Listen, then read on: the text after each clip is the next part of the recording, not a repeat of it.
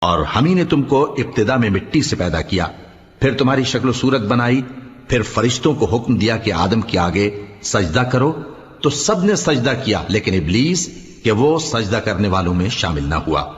اللہ نے فرمایا جب میں نے تجھ کو بھی حکم دیا تھا تو کس چیز نے تجھے سجدہ کرنے سے باز رکھا؟ اس نے کہا کہ میں اس سے افضل ہوں، مجھے تو نے آگ سے پیدا کیا ہے اور اسے مٹی سے بنایا ہے۔ فرمایا تو بہشت سے اتر جا، تجھے شایع نہیں کہ یہاں تکبر کرے، پس نکل جا کہ تو ذلیل لوگوں میں سے ہے۔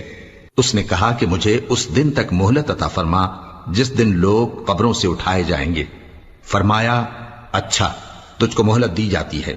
بولا کہ مجھے تو نے گمراہ کیا ہی ہے، میں بھی تیرے سیدھے رستے پر ان کو گمراہ کرنے کے لیے بیٹھوں گا، پھر ان کے آگے سے اور پیچھے سے اور دائیں سے اور بائیں سے غرض ہر طرف سے آؤں گا اور تو ان